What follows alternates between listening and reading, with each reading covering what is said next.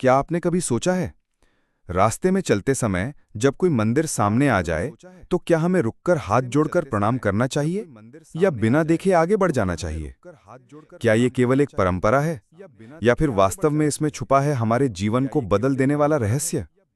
दोस्तों, यही रहस्य हम आपको आज बताएंगे एक अद्भुत कथा के माध्यम से, जो न सिर्फ आपके मन को छू लेगी बल्कि आपके जीवन को भी दिशा देगी। इसलिए इस वीडियो को अंत तक जरूर सुनिए, क्योंकि इसमें छुपा है वो संदेश जो शायद आपके पूरे जीवन की सोच बदल दे। जय श्री महाकाल। स्वागत है आप सभी भक्तों का आपके अपने चैनल कर्मा ज्योति में। भारत भूमि को देवी देवताओं का निवास कहा गया है। यहाँ कदम कदम पर मंदिर मिलेंगे, कभी पीपल के नीचे शिवलिंग तो कभी किसी मोड़ पर छोटी सी हनुमान जी की मूर्ति। और इन मंदिरों को देखकर लोग आदरपूर्वक हाथ जोड़ते हैं, सिर झुकाते हैं और फिर आगे बढ़ते हैं। लेकिन सवाल यह है कि क्या सचमुच मंदिर देखकर प्रणाम करना जरूरी है? क्या सिर्फ मन में भगवान को मान लेना ही काफी नहीं है? यही सवाल हमें लेकर आता है आज की इस प्रेरणादायी कथा पर। बहुत समय पहले की बात है। प्राचीन भारत में सोनपुर नाम का नगर था। ये नगर बेहद सुंदर था।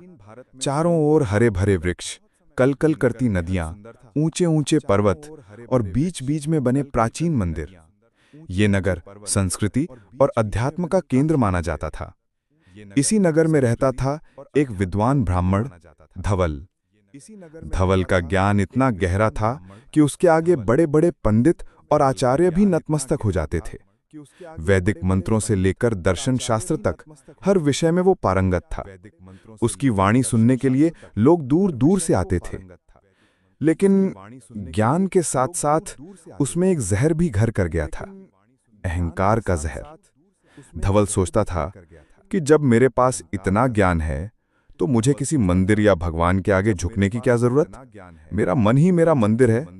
ईश्वर अगर सर्वज्ञ हैं तो वे मेरे भाव जानते ही होंगे। फिर ये प्रणाम करने जैसी दिखावे की परंपरा क्यों?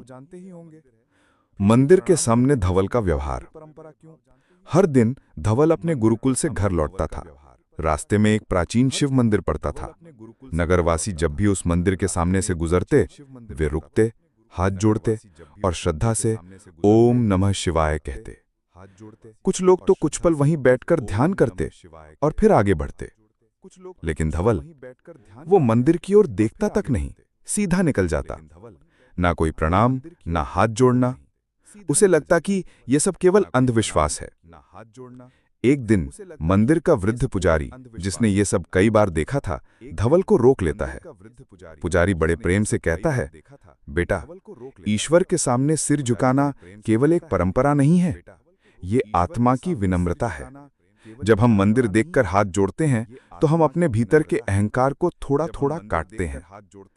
धवल हल्की मुस्कान के साथ उत्तर देता है, पुजारी जी, क्या भगवान को मेरे झुकने की आवश्यकता है? यदि वह सर्वज्ञ हैं तो मेरे मन के भाव को जानते ही होंगे। मेरे भीतर ही मेरा मंदिर है।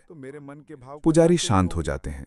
लेकिन उस दिन मंदिर की घंटियां कुछ अलग ढंग से गूंज रही थी, मानो भगवान स्वयं कोई संदेश देना चाहते हों।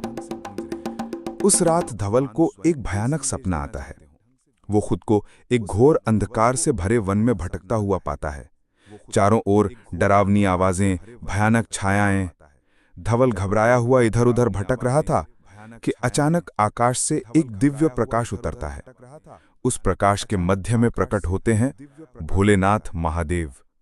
उनके गले में नाग है, हाथ में त्रिशूल और डमरू है, जटाओं में मां गंगा विराजमान है, माथे पर अर्धचंद्र, शरीर पर भस्म और नेत्रों में करुणा और साथ ही चेतावनी की गंभीरता। महादेव की ध्वनि गूंजती है, धवल, तूने शास्त्र पढ़े, ज्ञान अर्जित किया, परंतु तूने मेरे साक्षात्कार को नहीं पाया। तू अहंकार से भरा हुआ है। जो झुकना नहीं जानता वो ईश्वर का अनुभव कैसे कर सकता है?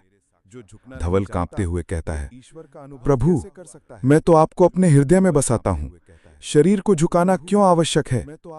महादेव गंभीर स्वर में उत्तर देते हैं, जहां श्रद्धा होती है वहां शरीर भी झुकता है। अहंकार से भरा मन जब तक विनम्रता को नहीं अपनाता, तब तक उसे दिव्यता का अनुभव नहीं हो सकता। मंदिर देखकर झुकना केवल एक क्रिया नहीं, बल्कि आत्मा की विनम्रता है।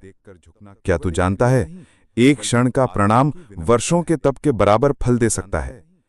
धवल की आंखों से आंसू बहने लगते हैं।